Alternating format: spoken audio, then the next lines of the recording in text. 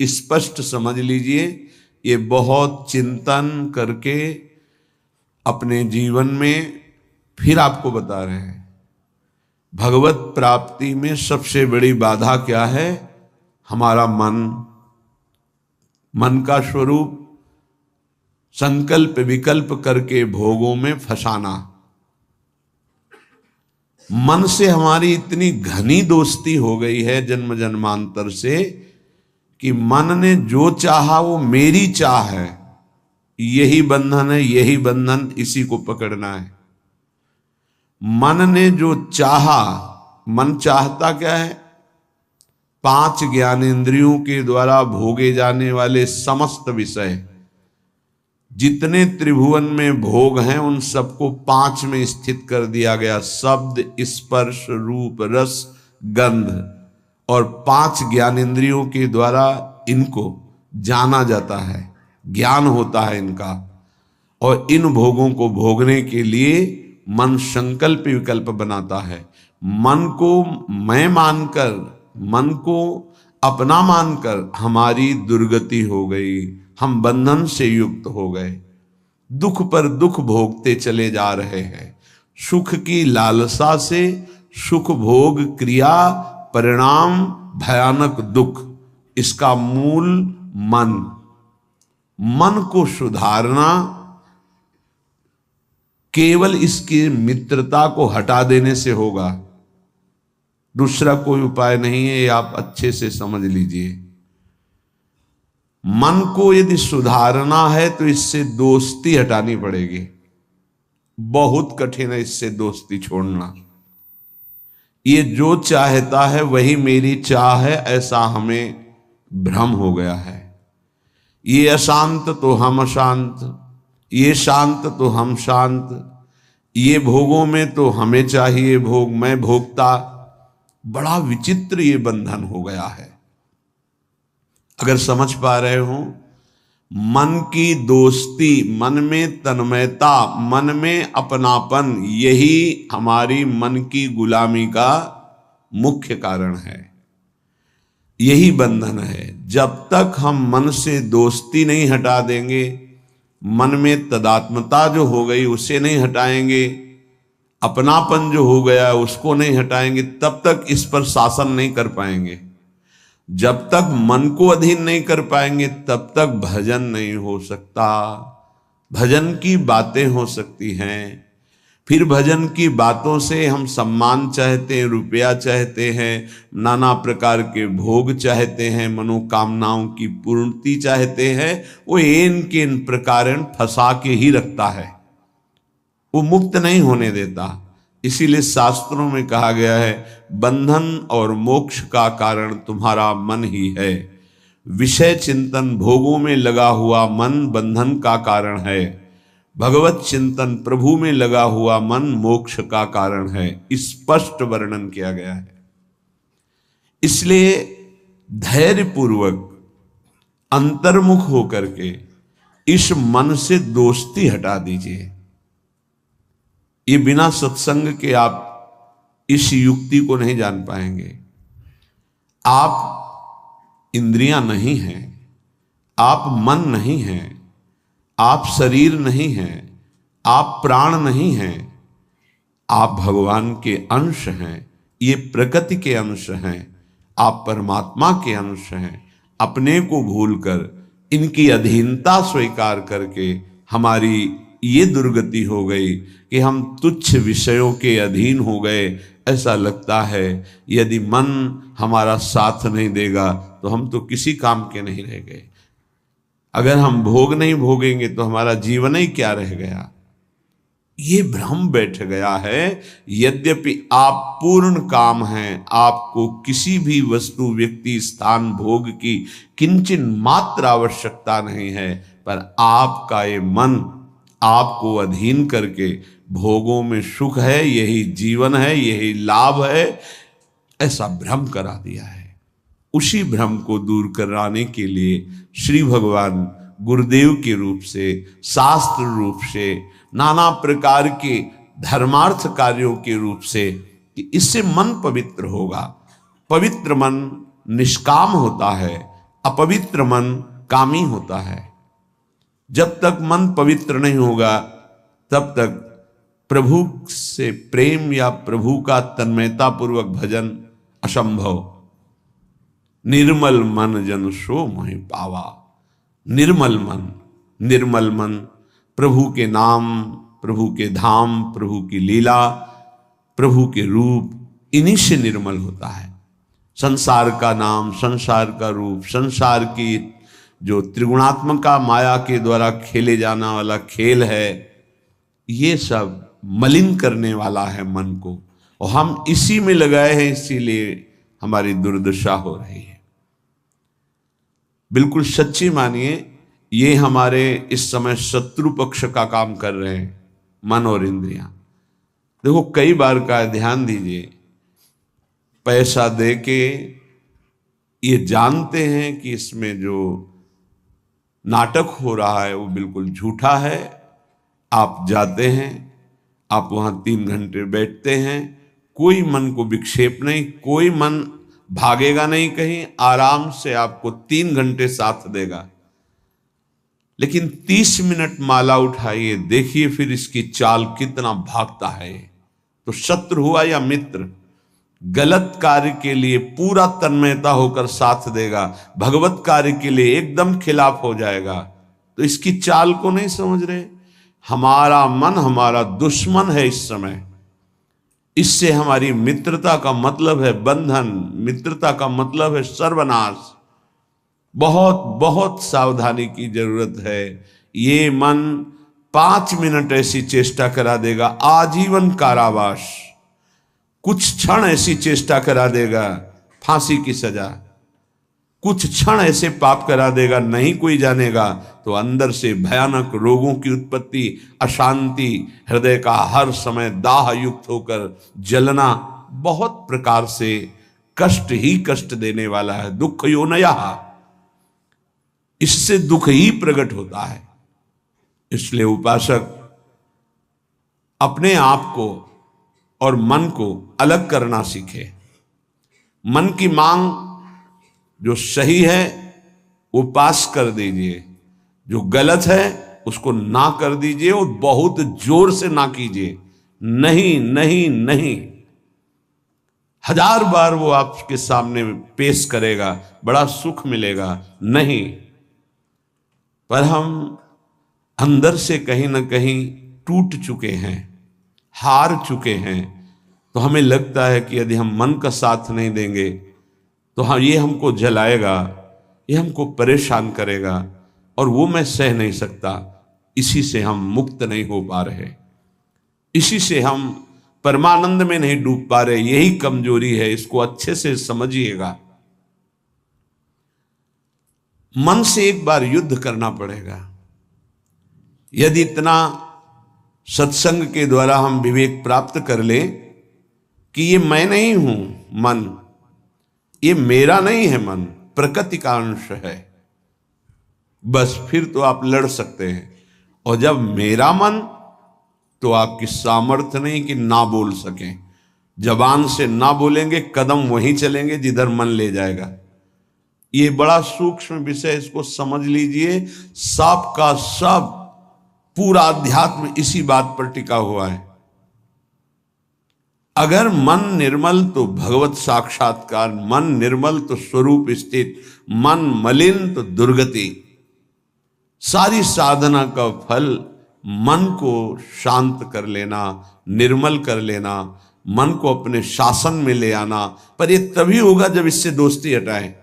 यहां दोस्ती क्या, मन की मांग मतलब मेरी मांग, मेरी मांग मतलब अब पूर्ण ही होना चाहिए, कुछ भी हो। इसी से पापाचरण बनते हैं और मन मलिन हो जाता है, हम और मन के अधीन हो जाते हैं। वो हमें और ऐसी स्थिति ले आता है कि मेरे से कहां भजन साधन, और पूरा जीवन व्यर्थ हो जाता है। श्रीपाद प्रबोधानंद जी महाराज कहते हैं, जागर्ति दुंदभिरवः परमोत्र राधा वृंदावने वन इति प्रकटः पुराणे तस्या विधेयमसमूर्ध महानुराग मूर्तेस् तदंगनमपोहे हरिम क्व पश्ये। हे भाई, मेरी बात सुनो और जाग जाओ। ये मोह निद्रा में तुम सो करके अपने जीवन को नष्ट कर रहे हो। क्या सोना है? ये मेरी पत्नी, मेरा पुत्र, मेरा मकान, मेरी संपत्ति और इतना एकत्रित कर लिया है, अब और आगे इतना एकत्रित करूंगा, ये भोग लिया है, आगे ये भोग लूंगा, ऐसा ऐसा। ये स्वप्न चल रहा है। मोह निशा सब सोवनिहारा, देखें स्वप्न अनेक प्रकारा। अब इस स्वप्न में इतना लंबा स्वप्न है कि हम ये जान ही नहीं पा रहे हैं कि हमको यहां से जाना है, कुछ नहीं ले जाना है। हम आए किस लिए हैं, कर क्या रहे हैं, करना क्या है, इसका समाधान ही नहीं हो पाया। बस चलता जा रहा है। दूसरे को दाह संस्कार करके शौक आता है, समझाता है दूसरों को, खुद नहीं समझता कि यही दशा मेरे शरीर की होने वाली है। फिर इसके बाद कोई नवीन शरीर मिलेगा जिसमें हम साधना नहीं कर सकते, जिसमें हम बंधन से मुक्त नहीं हो सकते। इसलिए जागो, प्रभु की प्राप्ति ही जगना है। जहां तुम्हारे हृदय में भाव आया कि मुझे इस जन्म में भगवत साक्षात्कार करना है, जीवन मुक्त होना है, जगना प्रारंभ हो गया। अगर ये चाह नहीं आई तो सो रहा है, चाहे कोई भी हो। 18 पुराण कंठस्थ हो, चारों वेद कंठस्थ हो, लेकिन लक्ष्य भगवत प्राप्ति नहीं है तो सोया हुआ है। जगा हुआ पुरुष वही माना जाता है। मोह का नाश होकर ज्ञान का प्रादुर्भाव हो जाना। होय विवेक मोह भ्रम भागा, तब सब विषय विलास विरागा। जगा हुआ पुरुष जिसके हृदय में बात आ गई है, मुझे स्वरूप स्थित होना है, भगवत प्रेम प्राप्त करना है, भगवान से मिलना है, पक्का इस जन्म में मिलना है भगवान से, ये बात आ गई, वो जगा हुआ पुरुष है। तो ये बात जान लो कि भगवान कहां मिलेंगे। श्रीपाद कहें, ये हम डंके की चोट से कहते हैं कि हमारी लाडली जू परम पावन वृंदावन धाम में अभी इसी क्षण लीला परायण है।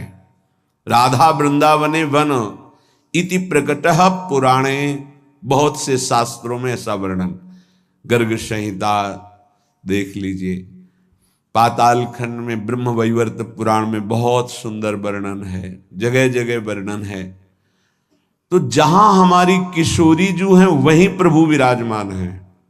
अब सूक्ष्म विषय इसका, किशोरी जो प्रेम रूप है, जहां प्रेम है वहीं हरि है। प्रेम के बिना हरि का साक्षात्कार नहीं हो सकता। प्रेम का मूर्तिमान स्वरूप हमारी प्रिया जो है, इसीलिए हम कहते हैं राधा राधा राधा, क्योंकि राधा उच्चारण किया तो जिनका नाम राधा है वो देखे, और जिनको प्राण प्रिय है वो देखे। प्राण प्रिय है हरि को, हरि रसना राधा राधा रट, स्वयं हरि जो राधा राधा रटते हैं, और किशोरी जो प्रिया प्रीतम दोनों हमारी तरफ देखेंगे राधा उच्चारण से। तस्या विधेय मसमूर्ध महानुराग, किशोरी जी की कृपा से ही महाअनुराग प्रकट होता है। महाअनुराग में ही हरि का साक्षात्कार होता है, प्रिया प्रीतम का साक्षात्कार होता है। इसलिए अगर हमारे वाक्य को आप समझ पा रहे हो, श्रीपाद कह रहे हैं, तो आप वृंदावन का आश्रय ले लीजिए। अगर अखंड वास नहीं प्राप्त हो पा रहा तो आश्रय ले लीजिए, रजरानी का सेवन कीजिए, धाम आइए, बार बार यहाँ दर्शन कीजिए, प्रदक्षिणा परिक्रमा कीजिए, बैठकर एकांत में नाम जप कीजिए। बहुत बड़ा प्रभाव धाम में जो भजन करता है तो बहुत कई गुना बढ़ करके उसको लाभ मिलता है। इसलिए यहाँ बहुत जल्दी भगवत प्राप्ति होती है। मथुरा में 6 महीने में भगवत साक्षात्कार कर लिया ध्रुव जी ने। देखो 6 महीने भी बहुत होते हैं। अगर व्याकुलता बढ़ जाए, तन्मयता हो जाए, तो 6 मिनट में भगवान साक्षात्कार करा दें। वो बहुत कृपालु है। मिलन्ति चिंता मणिकोटि कोट्यः, अब ये बात समझनी है। स्वयं बहिर्दृष्टिमुपैति वा हरिः, तथापि वृंदावन धूलि धूसरम न देहमन्यत्र कदापि आतुमे। एक तरफ हरि है, एक तरफ करोड़ करोड़ प्रकार के सब भोग सामग्री, महान रत्न, रुपया, पैसा, सोना, चांदी, सब वैभव है। अब अगर पूछा जाए मन से कि किधर कदम बढ़ाओगे, तो इधर ही कदम बढ़ेगा, हरि की तरफ नहीं। बातें केवल हरि की होंगी, हरि की तरफ कदम नहीं। बहुत विचित्र माया है, बहुत विचित्र माया। देखो ना, मन समझा रहा है अभी भोग लो, हरि तो आगे मिल ही जाएंगे। आगे कब कब आगे मिल जाएंगे? कितने दिन की आयु है? हमारा मन हमको गलत सलाह देकर हृदय को अपवित्र करता रहता है, हम राजी बने रहते हैं। बड़ा धोखा हो रहा है, हम अपने साथ धोखा कर रहे हैं। पक्का समझो, केवल हरि प्राप्ति के लिए हम यहां आए हैं। अनंत जन्मों से भटक रहे हैं, अनंत जन्मों से, न जाने किस किस लोक में, किस किस योनियों में कितना कितना कष्ट, वो सब भोग के आए हैं। माया ने सब विस्मृत कर दिया है। अब लगता है देखा जाएगा जो होगा। अरे देखने लायक नहीं रहोगे। ऐसा कष्टप्रद जीवन होता है कि कोई उपाय नहीं है। अन्य योनियों में कोई उपाय नहीं है। बहुत कष्टप्रद जीवन। देखो ना जीवों के साथ कैसा बर्ताव कर रहे हैं, मनुष्य शरीर धारण करके। पता नहीं उनको कि यही दुर्गति उनकी होनी है। जीवित ऐसे जैसे पकोड़े तले जा रहे हैं, ऐसे जीवों को, ऐसे उनके, वो भी जीव हैं, वो हम ही तुम हैं, कर्म के अनुसार वो बन गए। क्या बर्ताव हो रहा है? वैसे भी जंगल में नाना प्रकार के कष्ट अन्य जीवों को प्राप्त होते हैं। अगर कांटा लग गया तो आप निकाल सकते हो, वो नहीं निकाल सकते। एकमात्र मानव देह है जिससे आप इस माया प्रपंच से मुक्त हो सकते हैं। यहां आना बुरा नहीं है, लेकिन कर्म बंधनों से आना बुरा है।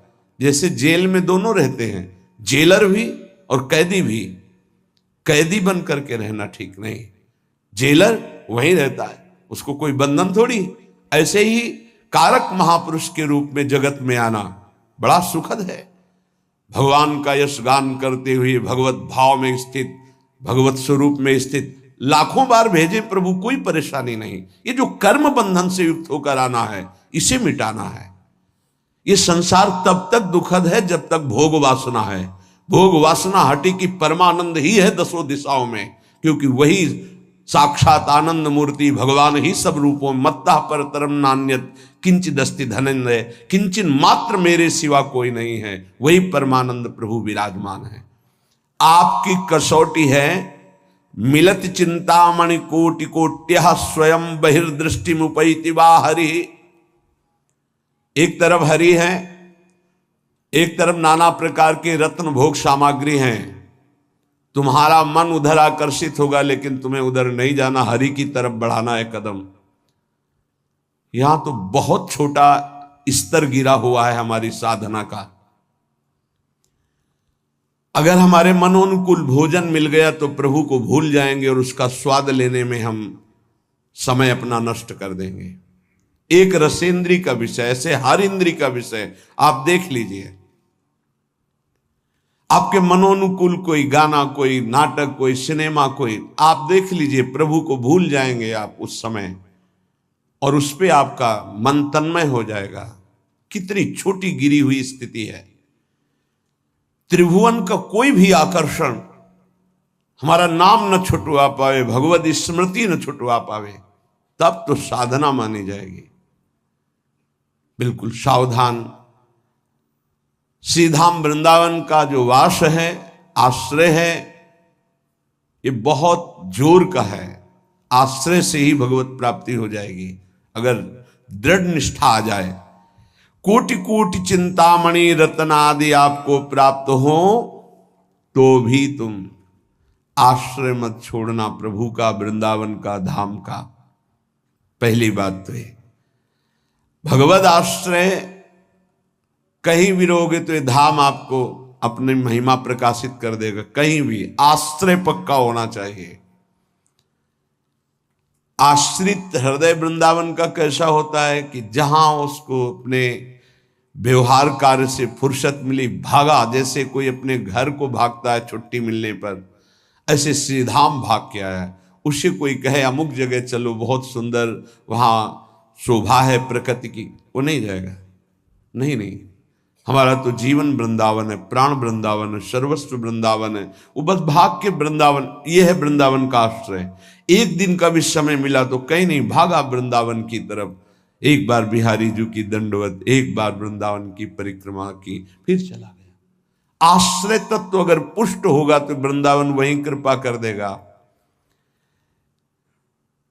एक बात और बड़ी जोर की कह रहे हैं कि जिनको वृंदावन वास मिल गया है उनके लिए खास बात। यदि आपको अखंड वृंदावन वास मिल गया है तो अब बहिर्दृष्टि मुपैति वा हरि, हरि भी वृंदावन की सीमा के बाहर आपको बुला रहे हो तो मत जाना। जैसा श्रीपाद श्लोक में लिख रहे हैं, श्री भट्ट देवाचार्य जी उसे पद में लिख रहे हैं, विपिन राज सीमा के बाहर हरिहू को न निहार, रे मन वृंदा विपिन निहार। यद्यपि मिले कोटि चिंतामणि तऊ न हाथ पसार। बिल्कुल उसी की टीका है मानो। जय श्री भट्ट धूलि धूसरतन यह आशा और, तथापि वृंदावन धूलि धूसरम न देह मन्यत्र कदापि आतु में। वृंदावन की रज से सना हुआ हमारा शरीर और अंतिम श्वास यही पूरी हो राधा, वो बात बन गई जो बड़ी बड़ी साधना से नहीं बनती, बड़ी बड़ी साधना से। अंदर की खास बात है अपने को भूल जाना और प्रभु के चिंतन में तन्मय हो जाना, यह भक्ति का लक्षण है। सब कुछ भूल जाना, अपने स्वरूप में स्थित हो जाना, यह ज्ञान का है। इसके अलावा भगवान की माया का प्रभाव है। बड़ी विडंबना है, भगवान की कृपा से जब कोई साधन बनता है तो हम भगवान की कृपा ना कह करके, भगवान की कृपा ना मान करके हम उसमें अपना अहम आरोपित कर लेते हैं। इसलिए हमारी साधना बाधित हो जाती है और हम विक्षिप्त हो जाते हैं, विक्षेप पड़ जाता है साधना में। किसी के मुख से सुन रहे थे कि मैं केवल प्रवचन नहीं कर रहा हूं, इतना समय हो गया, ये नहीं खाया, ये नहीं पिया, ऐसा, ये त्याग। अरे ये सब देहाभिमान के अंतर्गत है, इसका कोई महत्व नहीं है। मछली जल में रह करके पूरा जीवन व्यतीत करती है केवल जल पी करके, केचुआ केवल मिट्टी खा के रहता है, कितने पंछी केवल फल खा के रहते हैं। क्या भगवत प्राप्ति हो जाती है क्या? ये साधन देह विस्मृत करने के लिए है कि जो कुछ मिला थोड़ा डाल दिया, बस नाम चिंतन, भगवत चिंतन। चिंतन इस बात का कि एक एक दिन हम प्लस जोड़ रहे हैं कि ये नहीं खाया, ये नहीं पिया, ये नहीं त्याग, ये तो प्राकृतिक क्रिया है, इसका कोई महत्व है क्या? देह धर्म से युक्त होकर, देहाभिमान से युक्त होकर ऐसी चेष्टाओं में साधक उन्नति नहीं प्राप्त करता, गर्व करता है और पतन हो जाता है। महाराज ययाति का सुकृत नष्ट नहीं हो रहा था, बड़े समय से उत्तम लोकों में विमानों से घूम रहे थे। देवराज इंद्र ने एक बार उनको बुलाया, महाराज आपने कौन सा सुकृत किया कि आपके दिव्य लोक सुरक्षित हैं, अर्थात आपका पतन नहीं हो रहा, आपके पुण्य नष्ट नहीं हो रहे। तो सभा में जब ऐसा पूछा तो अहम उदित हो गया। महाभारत में भगवान व्यासदेव जी वर्णन करते हैं, उन्होंने कहा ना कोई ऐसा हुआ है, ना आगे होगा। जैसा मैंने दान किया, तप किया, सुकृत किए, बस ऐसा निकलना था कि सारे सुकृत भस्म हो गए। देवराज इंद्र ने कहा विश्व के समस्त ऋषियों का, महात्माओं का, धर्मात्माओं का आपने अपमान कर दिया, आप भ्रष्ट हो जाए। उसी समय सर के बल नीचे ऐसे मृत्युलोक की तरफ आने लगे। तब उन्होंने आर्त भाव से कहा गलती हो गई हमसे, हमारी अंतिम प्रार्थना, जा तो रहा हूं नीचे के लोक में लेकिन महात्माओं के बीच में गिरूं। तो कुछ महात्मा ऐसे खड़े हुए, महाराज शिवी भी उसमें थे, भगवत चर्चा संभाषण कर रहे थे। देखा कोई तेजों में पतन की स्थिति से आ रहा है गिरता हुआ, तो ये कोई पुण्यात्मा है, रोक दिया अपने भजन बल से। जब ये जाना कि ये तो महाराज ये आती है, सारे सुकृत अपने दे दिए, तत्काल ऊपर से ऊपर चले गए। भजन का एक बल है, वो बल भगवान की कृपा से जुड़ा होना चाहिए। अगर अहम से जुड़ गया तो पतन होने में देर नहीं लगती। इस बात में साधक बहुत सावधान रहे। प्रायः ये अहम घूम करके ऐसे आ जाता, ऐसे शब्द साफ संतों की अवहेलना हो रही थी उनके मुख से, साफ संतों की। ऐसा कोई कर सकता है जैसा मैं कर रहा हूं? मैं कुछ नहीं है। ये खाना पीना, लेना देना, उठना बैठना, ये एक प्राकृतिक चेष्टाएं हैं। इनसे किसी की महात्मा स्थिति नहीं जानी जाती। महात्मा स्थिति हृदय की होती है, जो समस्त द्वंद्वों पर विजय प्राप्त कर चुका है, जो देहाभिमान रहित हो चुका है, जो तीनों शरीरों के राग का त्यागी, उसे महात्मा कहते हैं।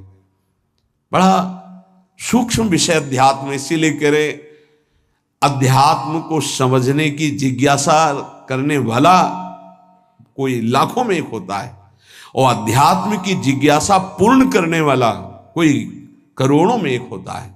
आप शास्त्रों में पढ़ के देखिए, हजारों जन्मों की पुण्य एकत्रित होते तब मुमुक्षुता जागृत होती, मैं मुक्त होना चाहता हूं। अरे भगवान की कृपा से कोई साधन बन जाए तो दैन्य हो जाओ कि भगवान ने साधना करवा दी। कृपयतु मयि वृंदारण्य राज्ञी मनाग, प्रतिबहुल कृपारु स्नेह भाराद्रुदश्रु,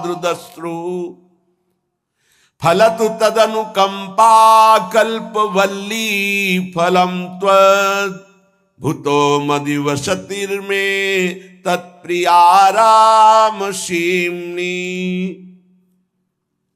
हे लाडली हम पर अतिशय कृपा कर दो, हे वृंदावनेश्वरी हम पर रीझ जाओ,